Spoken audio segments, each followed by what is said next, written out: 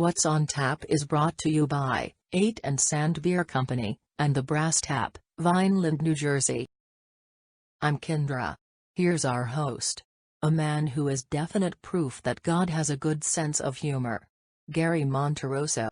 Hi everyone, welcome to What's on Tap. Gary Monterosso here, and we're introducing, as you've probably seen if you're subscribing to us on Facebook, we have a new segment today, and this is called Brews with Beerkowski. I love that name because it's a takeoff on this young lady's real name. This is Rachel Benkowski. Hi, Rachel.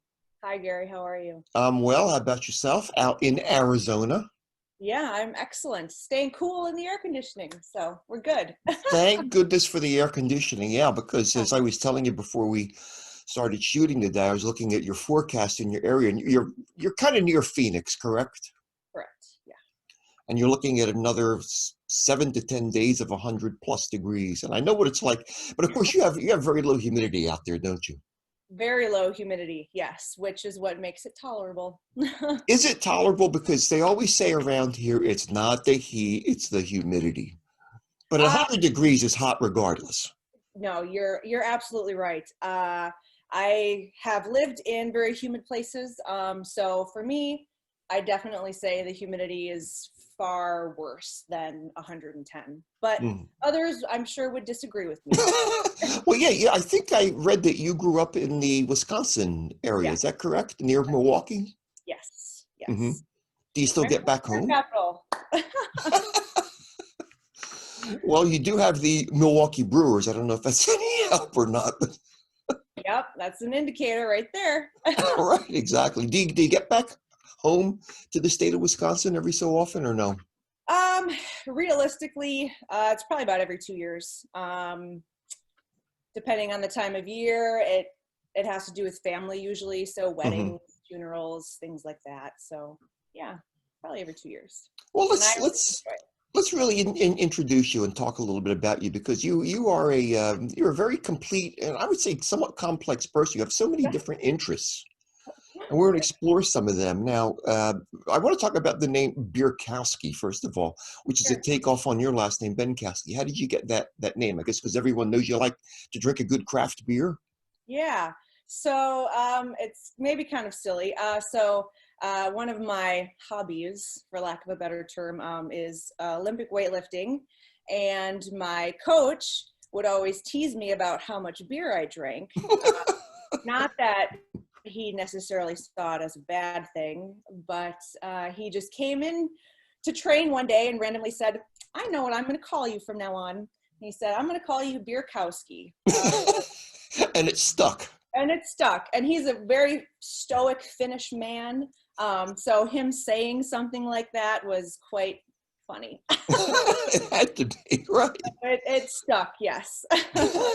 So you've established a whole identity now under that title. Yes, I have him to thank for that. And we have to say, you may appreciate a good craft beer, but you also work for a brewery in Arizona, correct?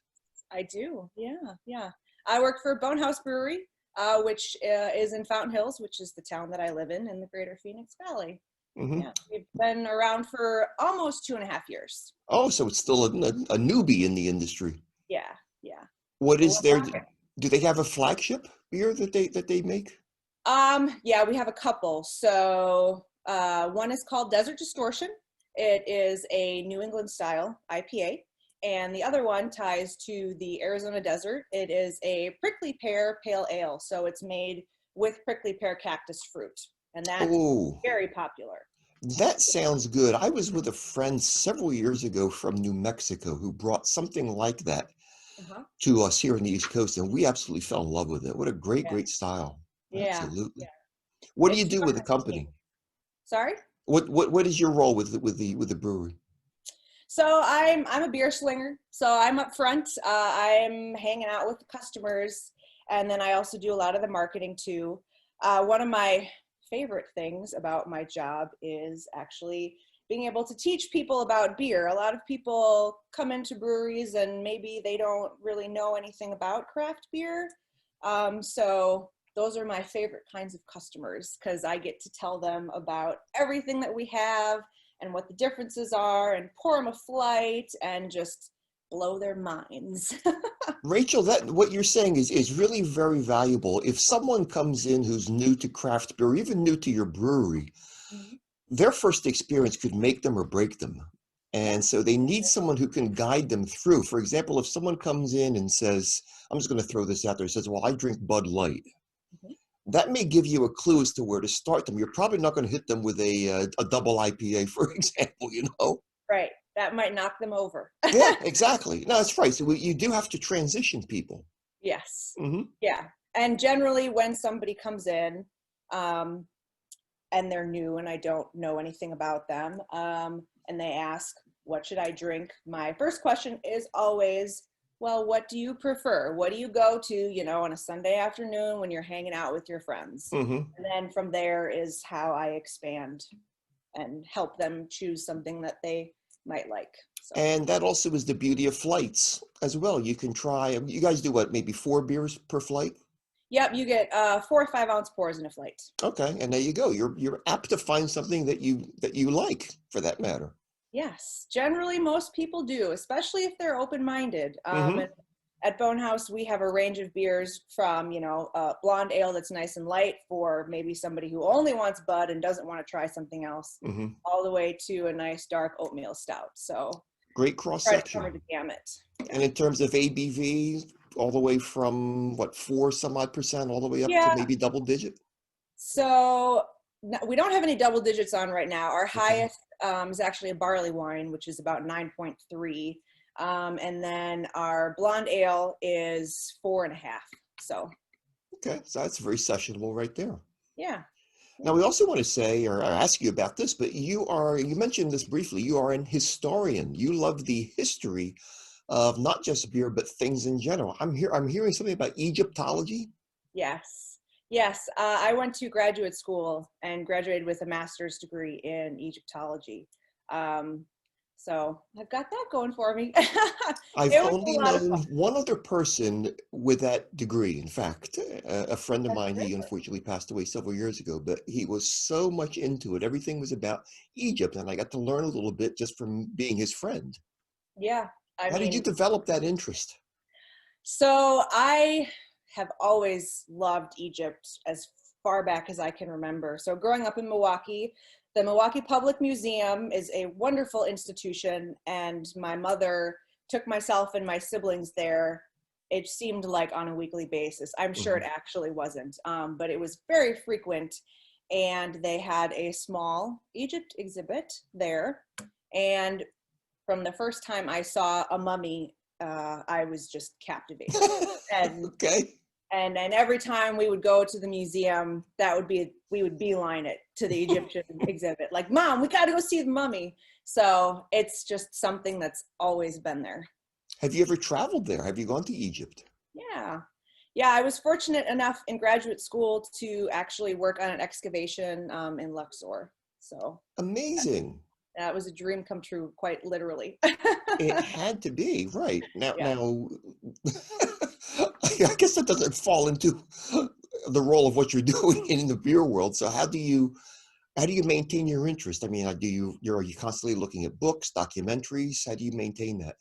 Well, beer, I mean, essentially helped cultivate modern civilization. Correct. So humans have been fermenting things either intentionally or unintentionally for almost our entire existence. So there's a lot to cover there. So, I mean, Egyptians brewed a lot of beer. We all know this. Hmm. The folks that built the pyramids were paid in bread and beer. Tahenket are the Egyptian words for that. So I want to learn more about beer so I can apply it to history and bring them together and teach people all about it. So that's my overall goal. I think that makes sense. And I think I mentioned this to you maybe several weeks ago when we were talking, but you really, regardless of what the topic is, you can't appreciate the present until you examine the past and see what makes up a product, an article, an idea, a concept, whatever. So I think studying history is just paramount. I was telling you that when I'm teaching my beer class at the local university here, that we do spend quite a bit of time discussing how a style came to be. And as you mentioned, you're right. Many of these styles do, in fact, most of them did were originally created overseas, not within the U.S. There's very few U.S. originated beer styles. Most of them come from, as you know, areas like the Czech Republic, from Germany, from Britain, from my goodness, so many other countries. So I Yeah. applaud you for what you're doing there. Yeah. And in Thank you. terms of your studying, I think you're preparing for the Cicerone Yeah. certification. You're working your way up the ladder, so to speak. Yes. Slowly. Yes, I am. That is, I stopped, I did the step one, and that's the Uh-huh. server. That was as far as I really wanted to go. Okay. And I ended up taking the test without studying. I passed it, thank goodness. My weak area was an area that you're probably strong in, and that's areas behind the bar. Okay. I've Sure. never tended bar, so I don't know anything about that. And there were some weak issues. How has it gone for you? You've done the first level, so you've done that, correct? Yes. Yes, I have my level 1. Okay. And are you presently working on level 2? I am. So I recently completed and passed the American beer styles course, and I am about to start on the German course because there are a lot of fest beers or Oktoberfest beers that they require you to try for that exam, and it's that time of year, so it makes perfect sense to do that now rather than, have to wait a whole another year to get a hold of those beers. That is smart. Absolutely. That makes perfect sense. Buy the beers, try the beers that are paramount and germane to what you're going to be testing for. It makes perfect sense.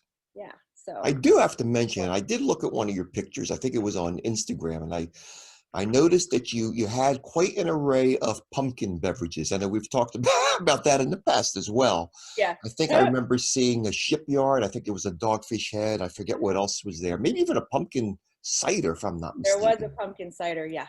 Why is there's such a backlash on pumpkin beer? Some people, I mean, it's like Howard Cosell back in the 70s, way before your time. You either loved him or hated him. Yeah. But people seem to be that way about pumpkin beers. What's your slant? I happen to love them. I love them too. I love anything seasonal Hmm. because it feels special. I agree. So I like the Starbucks pumpkin spice. I think that's delicious. I buy all the pumpkin candles, all the pumpkin beer. So, I mean, I'm going all out for the season. That's the same, for the holiday season. I love the dark spiced ales. So I think it's just for me enjoying something that only comes around once a year. So I just want to appreciate it as much as I can. As far as the folks that don't like it, who I've talked to, a lot of them, for them, it's a particular taste. So some people say, I hate cinnamon, I hate nutmeg, or something like that. So maybe that's where the distaste, rightfully so, then comes from. Maybe so. You're right. And as you know, and you probably come across these, there are several pumpkin beers, if you will, that have, in fact, no pumpkin in them at all. And as you mentioned, it's primarily the spices that you're going to be tasting when you're trying a pumpkin-based beverage. Yeah. Well, kind of moving, brought up something good. We're moving now from the hoppy beers seasonally to the more malt-based. Are there styles that you particularly favor? I mean, have you found a beer that you don't like, a style that you don't like? Not really. Okay. I try to enjoy everything with the same sort of level of excitement. I think, honestly, a style that, if it's available, I'm probably going to choose something else over it, would be sours. Especially these really intense fruited sours that are really popular right now, like the Drecker beers. I'm trying really hard, but I just can't get behind them. Okay. And I feel like I'm going to get a lot of backlash for that, but it's just, I like my beer to taste like beer. Okay. It's that simple. So, I mean, I'm going to keep trying them. I like Belgian style sours, but this really intense side, whatever is happening right now with the fruited sours, I'll probably pass on those. Okay. That's right. Well, like I said, you try it, you see whether you like it, and if not, you just kind of move on. I don't think any one person can say he or she likes every style of beer that's out there. I know I certainly don't. Yeah. And in fact, you mentioned one that is maybe my least favorite, and that's barley wine. I just never got into barley wines. Yeah, sure. I have several, and I've been laying them down for years. Just really didn't work. What is the beer scene like in Arizona? I mean, you have your brewery that you said is a couple years old, 2-3 years old. How is the craft beer scene there in Arizona? It's exploding. Is it? I feel like there's a new brewery every 6 months or so. Of course, there's been some that have closed also, Because especially of the pandemic? because of the pandemic, but also just the natural way of things, I guess. Hmm. Not everybody makes it. That's correct. But I mean, we have, so Four Peaks Brewery, they are the oldest brewery in Arizona. They're one of the OGs, the original gangsters. Hmm. They've been around for, I think, almost 30 years. Wow. Um, That makes uh, him a grandfather in the industry. yeah, yes. Yeah, they're a big deal. They were bought out by Anheuser-Busch, though. So there's some weirdness about that for like the hardcore craft people, but you have to appreciate that they have been around for that long. I mean, Arizona's not that old of a place, That's certainly. true. Yeah. What's your slant on that? You brought up something interesting there, and I know people who kind of subscribe to that. When a craft brewery is bought out by one of the larger players, be it AB or Molson Coors or whomever, they say, "Well, Mhm. I'm not going to drink that beer any longer." Yes. What is your personal slant on that? So I don't have anything against it. Certainly people get into making beer for different reasons. Some Hmm. people, it's the art form for them. It's about remaining small and true to, who you are. And then there's other people that want to get really big and make a lot of money and sell. I mean, people get into businesses all the time to eventually sell.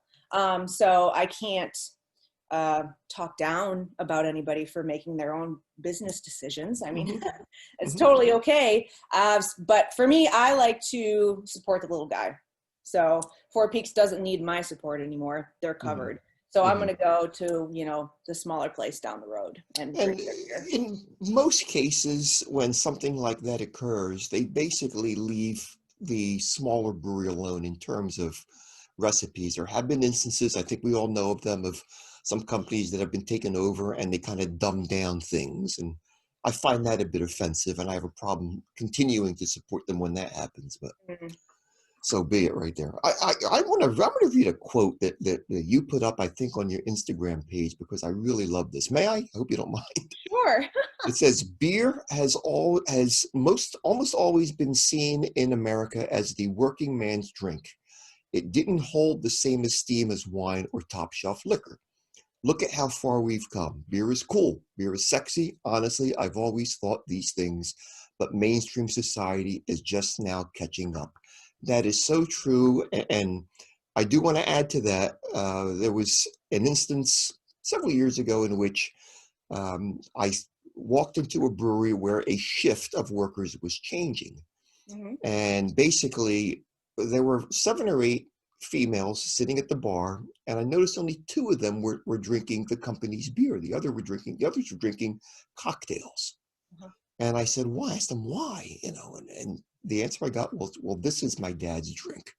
I don't want to drink what my dad is drinking. Well, that has changed, hasn't it? Very, Yeah. very much. Yeah. That's very interesting. For me, growing up in Milwaukee, which is like I said before, the beer capital of America. I wanted to drink what my dad and my grandpa drank. I mean, Mhm. I understood that it was something bigger than just something to catch a buzz on. It's part of culture. It's who we are. We're proud that we brew this beer here and that we drink it and that it's good. And I wanted to drink beer. I wanted to try it, and I don't know. And there's a rumor out there, and I don't know if this is true or not. I'm going to ask you about this. That you poured your first beer as an elementary student? Yeah, I did. Now you better explain that to me here. So my grandpa, he built a kegerator out of an old refrigerator that he had in his basement, and he always had a keg of beer in there.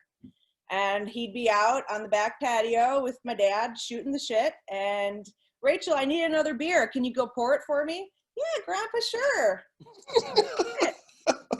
Oh my. Yeah. And did you get a taste for yourself? You did, right? I did taste beer as a kid. Yeah. I mean, of course I didn't like it. as most kids I don't think do, but I think our backgrounds are kind of similar. I didn't pour my first beer as an elementary student, but I certainly had my first one yeah. as an elementary student. That was in my house. My dad would, if I may mention, my dad would buy a case of beer. My God, back then that would probably last him 2 or 3 months. And Uh-huh. I tried it and liked it. Now, what were the choices back when I was young? There were maybe a dozen or two breweries in the country, and they were all basically making the same stuff. Okay, yeah. So I tried it, and he said, well, you can have a beer in the house, but it's in the house. You're not sneaking it on the outside. Well, Yeah. needless to say, Rachel, as a 12 or 13-year-old, I was the coolest kid on the block. And the Yeah. story blossomed to one of, well, Gary drinks whenever he wants. He can get plastered. And I said, that wasn't the case. My dad didn't do that by any stretch, but he did allow me to try it, and I developed an appreciation for it. And I kind of taught my daughter the same way. My daughter, I guess, had her first sip of beer when maybe she was 3 or 4 years old. Now, I didn't give her a bottle. I don't get any Yeah. letters coming in, but I gave her Yeah. a sip of it, and Yeah. she's always appreciated it. You see what I'm saying? So she never really would sneak it. She Yeah. knew if she wanted to try some of Dad's beer, she could. Mm-hmm. Yeah. So, I mean, it's not politically correct. I realize that, but you tend to raise your kids the way you were raised if you had a good childhood, and that's what kind of worked for us, I guess. Yeah, absolutely. If you don't make it off limits, then it's not that big of a deal. Oh, there you go. Exactly. That's right. Yeah, I was a teacher for all those years. You keep telling the kid you can't do this, you can't do that. What are they going to want to do? They want to try it. Exactly. So I let her indulge, and she, like I said, she took about an inch, about an ounce, 2 ounces of it. That was enough. And now I'll tell you what, the girl knows her beer. I asked her when she was in college, "Did you ever have a Bud Miller or a Coors?" And she said, "Yeah, I was at a party and someone poured me, I think, a Bud Light." She said, "I took a sip of it and threw it away." She So I has said, "Yes, I excellent turned her taste. into a snob." Yes, that's good. Oh. So Rachel, what can we expect from you on What's on Tap? What are some of the things that you would like to do and are going to be doing here on the show? Well, I'm going to try as best as I can to incorporate some history into whatever beer I'm talking I about. like it. I can't say right now. I don't have anything planned past this episode, so I can't say what is going to come in the future, but Mhm. that's my overall goal when talking about a beer. I want to talk a little bit about the deeper, what makes it is what it is or what it isn't. So, I think what's cool is that you certainly have access to beers that we don't necessarily here on the East Coast. You have mhm. certainly these, as you mentioned, the smaller and the more regional breweries. So I think you're going to be able to give us a spin on some things happening in the western part of the country, for example, Sure. which Yeah, is kind I of cool. Kind of looking absolutely will. forward to that. Yeah. If I can take a left turn here, I want to ask you about the situation. Now, you and I have talked offline about this, but how is the situation in Arizona and your surrounding area concerning the absolutely horrendous fires that have been taking place? Are you guys safe out there? Yes. As far as I know, currently there isn't any fires burning in Arizona right now. So Okay. it's very hazy here from all the smoke, but I think the entire West Coast is that way right now. Rachel, it's even hit us here in the East. Wow. We had hazy skies. We've had hazy skies. Today is a cloudless day, and it's fortunately blue. The sky is crystal blue. Hmm. In part because we had a front come down from the north that pushed it away. But even went as far as Western Europe. I heard Western Europe was seeing Wow. evidence of it. So I can only imagine what you guys are going. Could you smell smoke? Could you? I mean, it was hazy. Could you also smell it in the air? I can't recall actually smelling any, no, but it's definitely very hazy. There's a lot of mountain ranges Hmm. in Phoenix, and driving, usually you can see them, and within, the last couple of months, you haven't been able to see the Hmm. mountains. So And in very, terms of the brewery, I don't know what restrictions you have. Are people allowed to go inside the brewery? Are you doing strictly outdoor serving? How are things working for you out there? so right now it's mandated that people wear masks when they're out. Us servers, we have to wear them all the time. Hmm. So when folks come into the brewery, they have to have the mask on. As soon as they are served, they're allowed to have it off at their table, which is, social distanced from others. And then if they get up to, order another beer or get up to use the bathroom or go grab some food or something, they have to put the mask back on. Well, that is exactly the same as the way things are here in New Jersey. Precisely. And there are, in fact, you probably have the same thing, limits in terms of how many people can be at your facility at one time. Is that correct? Half capacity. I'm sorry? Half capacity. Okay, so you're more. We're limited to 25%. Okay. At this point. And I guess the transmission rate in Arizona must be dropping. It has to be approaching.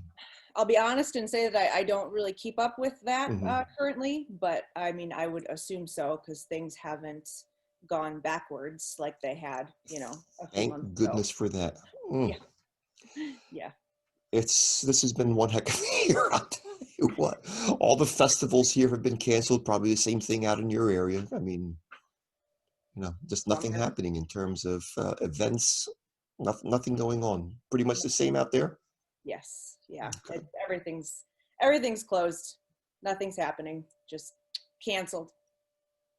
I'd like to cancel just all of 2020 at this point. This is unbelievable. All right, let's get on to the positive. Rachel Benkowski, we're welcoming her. Brews with Beerkowski is the title of her segment, and Rachel will be joining us as regularly as she can. Like I said, I'm going to leave this up to you as often as you want to do this. I'd love to get you on at least once a month. And I'm looking forward to the historical aspect of it also. I think that's important. Like I said, just talking about styles. How did these styles develop? I think it's really critical. I think people do need to know them. So I applaud you for what you're doing to educate people when they come in to your brewery. That's Bonehaus Brewing. People just need to know about different styles, and they get to try them when they come in and visit you. And of course, the company's putting out so many different things as well.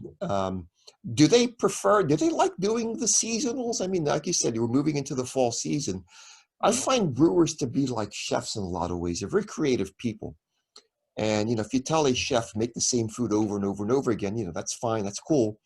But he or she likes putting out something new and unusual. So I guess your people probably enjoy doing those one-offs and the seasonals, huh?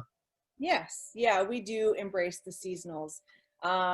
More specifically for the fall and the winter seasons, we have a lot of staple lighter beers that we have for the summertime. So for the fall, for Oktoberfest specifically, we brew 2 beers every year. We brew an amber alt beer, and this year it was wet hopped, so that's very delicious. Very cool. All right. Yeah. And then we brew a Helles Bock lager, which is delicious. So those are for Oktoberfest. And then for Halloween, we do brew a pumpkin beer, and that's usually a strong ale. So we try to get that, at 10% or above, just because we're jumping into the holiday season. So people like having those higher ABV beers.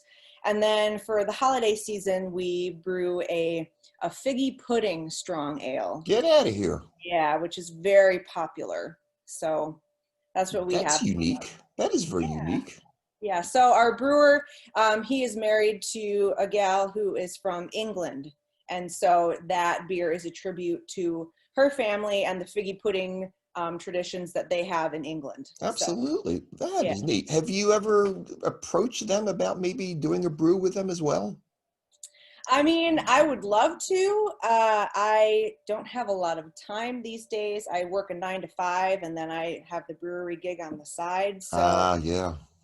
So brew days are Mondays when I'm at my real job, my other job. The real job, huh? The one that has like insurance benefits and stuff like that. So that does make it the real job then. For now. Right. So perhaps, hopefully someday, yes. Well, I mean, if you're going on with the Cicerone program, you're obviously serious about this. Yeah. Where do you want it to take you? I don't really know yet. I'm going to kind of let it take me where it takes me. Okay.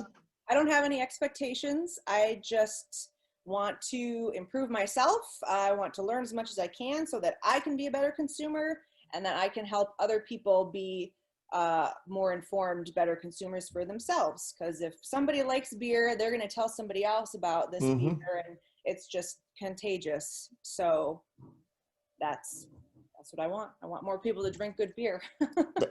Now, hey, I second that emotion. I'll tell you that. Rachel, any last thoughts before we wrap up the segment? No, Cover pretty much everything. No, this is excellent. Thank you so much. Thank you. You kidding me? You're absolutely remarkable. I enjoy looking at the pictures to see what new beers you're trying each week. And of course, the scenery where you are is just absolutely glorious. I mean, it's fantastic, something that you don't see around here. But I know you like nature. That's one thing that's important to you as well. And just getting a couple good beers and sitting out there and enjoying the environment. It's just a wonderful thing. Yes. One of my Rachel favorites. Benkowski, Brews with Beerkowski, and welcome to the What's on Tap family. I know people here in the East are going to love looking at your reports. And I thank you for taking time from your day to join us here on What's on Tap. Thank you so much. Okay, cool. I will talk with you very soon, and stay with us for more What's on Tap.